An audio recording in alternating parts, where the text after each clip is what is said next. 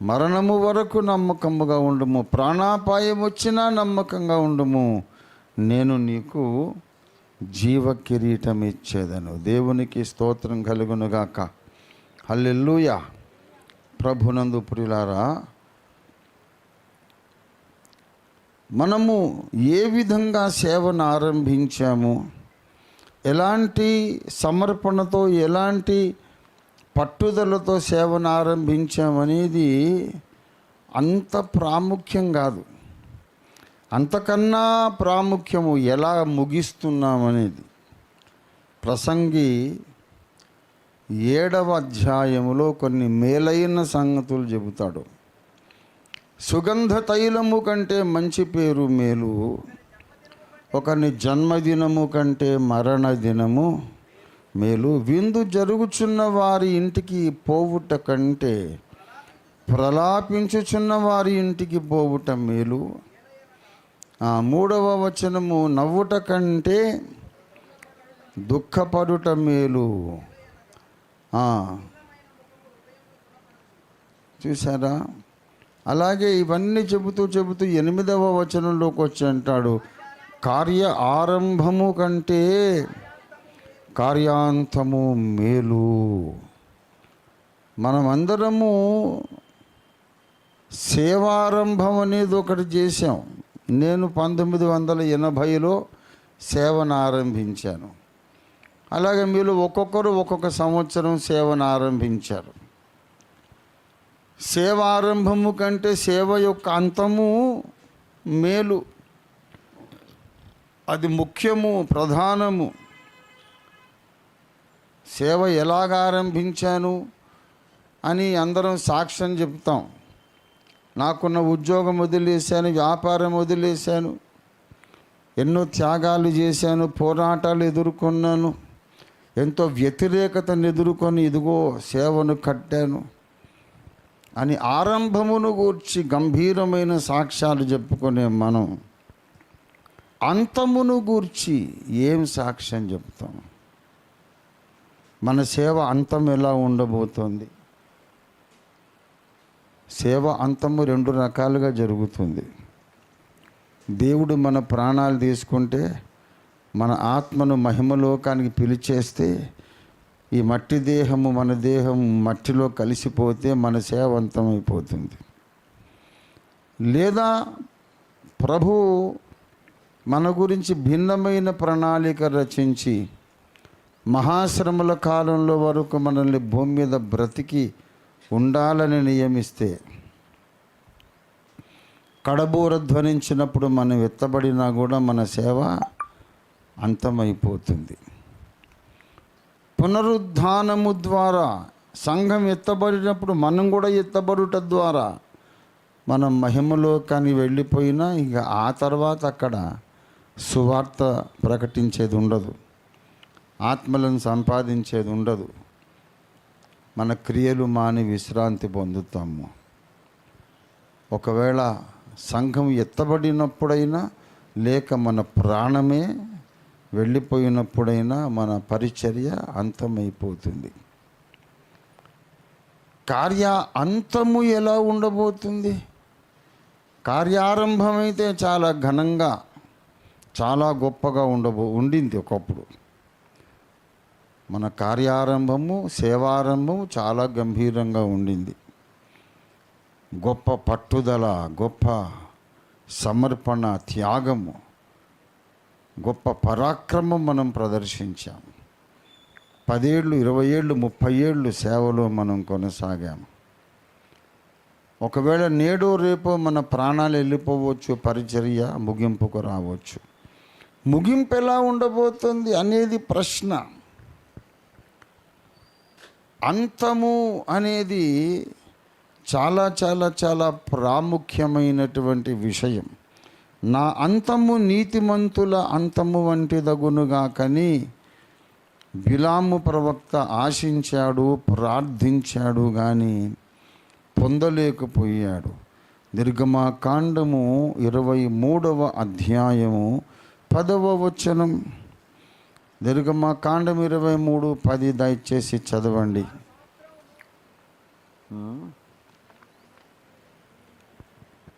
చదువునానా 23 I'm sorry నిర్గమకాండం అన్నానా? I'm sorry 23 సంఖ్యాకాండము 10వ వచనం.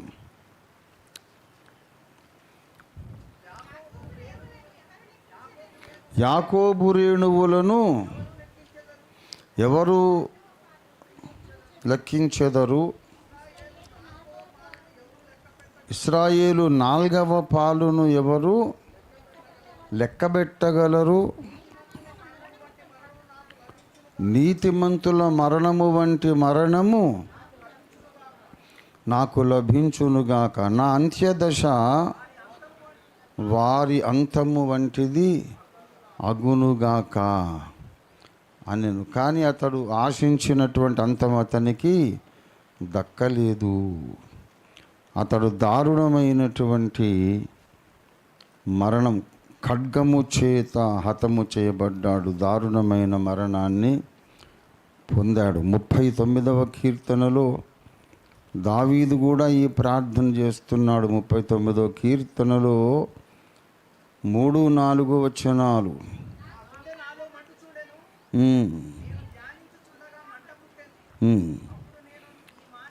అప్పుడు నేను ఈ మాట నోరారా పలికి తిని, యెహోవా నా అంతము ఎట్లుండునది, నా దినముల ప్రమాణము ఎంతైనది నాకు తెలుపుము. నా ఆయువు ఎంత అల్పమైనదో నేను తెలుసుకొనగోరుచున్నాను.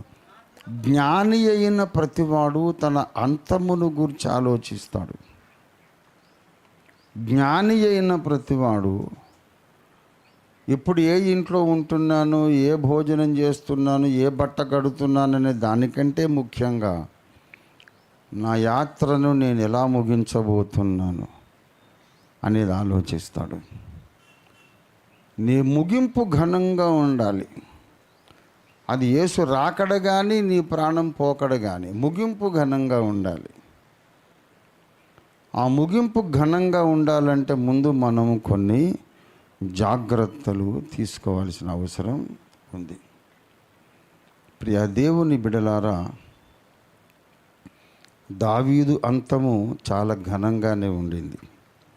అతడు మహాధిపత్యము నుండి మంచి ముదిమిలో ఐశ్వర్యము కలిగి ఘనత కలిగి దేవుని స్తుతిస్తూ ఈ లోకాన్ని వదిలి తన పితరుల దగ్గరికి చేర్చబడ్డాడు.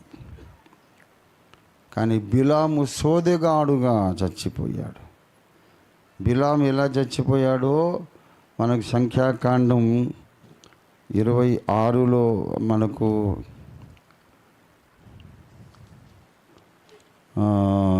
యెహోషువ గ్రంథంలో చెప్పాడు.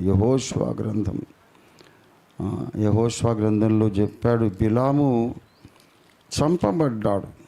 ఎలా చంపబడ్డాడంటే ఖడ్గము చేత చంపబడ్డాడు. యెహోషువ 13వ అధ్యాయం 22వ వచనం. ఇశ్రాయేలీయులు బెయోరు కుమారుడును సోదెగాడునైన బిలామును తామును చంపిన తక్కిన వారితో పాటు ఖడ్గముతో చంపిది. ప్రవక్త అయిన బిలాము ఇప్పుడు ఏమైపోయాడు? సోదెగాడు అంటే దయ్యముల స్నేహితుడు. కర్ణపిశాచును ఒక దాన్ని మచ్చిక చేసుకొని సోద చెప్పడం మొదలుపెట్టాడు.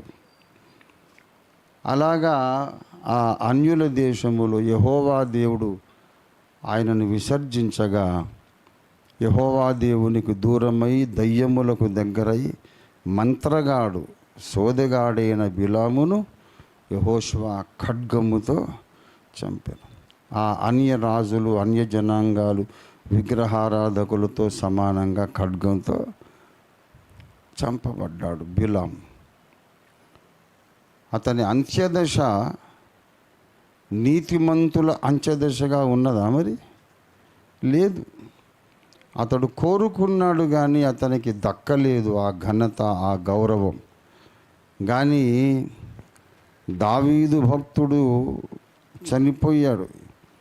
ఆయన ఎలా చనిపోయాడంటే మంచి ముదిమిలో ఆయన మంచి ఐశ్వర్యము, ధనము, ఘనత కలిగి దావీదు చనిపోయాడు. దావీదు చనిపోయినప్పుడు he was at the height of his fame. మంచి ఘనత కలిగి చనిపోయినాడు. మొదటి దినవృత్తాంతముల గ్రంథం 29వ అధ్యాయము 26. యెషయి కుమారుడైన దావీదు ఇశ్రాయేలీయులందరి మీద రాజయ్యి ఉండెను. 28. అతడు వృద్ధాప్యము వచ్చిన వాడై ఐశ్వర్య ప్రభావములు కలిగి మంచి ముదిమిలో, మంచి ఐశ్వర్య ప్రభావములు కలిగి మంచి ముదిమిలో మరణముందెను. That was the end of David. దావీదు యొక్క అంత్యదశ 39లో అడిగాడు కదా, 39వ కీర్తనలో, నా అంతము ఎలాగుండున్నది నాకు తెలియజెప్పు, నా దినముల మధ్యలో నన్ను కొంచుపోకుము, నాకు దీర్ఘాయుస్సునిమ్మని వరం అడిగాడు. అడిగిన వరాలన్నీ పొందుకున్నాడు. ఘనంగా మరణించినాడు. దేవునికి స్తోత్రం కలుగును గాక. కానీ బిలాము ఇంతకంటే ఘనంగా మరణించాల్సిన వాడు. దావీదు కంటే ఘనంగా మరణించాల్సిన వాడు. ఎందుకంటే అన్యుల దేశములో పుట్టి అబ్రహాము దేవునికి భక్తుడై దేవుని వరము పొంది, బిలాము ఎవరిని దూషించునో, ఎవరిని శపించునో వారు శపించబడతారు. బిలాము ఎవరిని ఆశీర్వదించునో వారు ఆశీర్వదింపబడతారని వరము పొంది, వాక్ సిద్ధి అంటారు దాన్ని, ఇతను పలికితే నెరవేరుతుందంతే. అలాంటి వరం పొందినవాడు మంత్రగాడైపోయినాడు. దేవుణ్ణి దూరం చేసుకున్నాడు. విగ్రహారాధకులతో సమానంగా నరకబడి చచ్చిపోయాడు. ఎందుకంటే యాత్ర మధ్యంలో కొంచెం తప్పటడుగేశాడు. బిలాము ఏం చేశాడో చాలామందికి సరైన అవగాహన లేదు. పరిశుద్ధాత్మ దేవుడు యూదా పత్రికలో రాయిస్తున్నాడు, దుర్నీతి వలన కలుగు బహుమానమును ప్రేమించెను. దయచేసి చూడండి, యూదా పత్రిక 11వ వచనం. వారు కయీను నడిచిన మార్గమున నడిచిరి,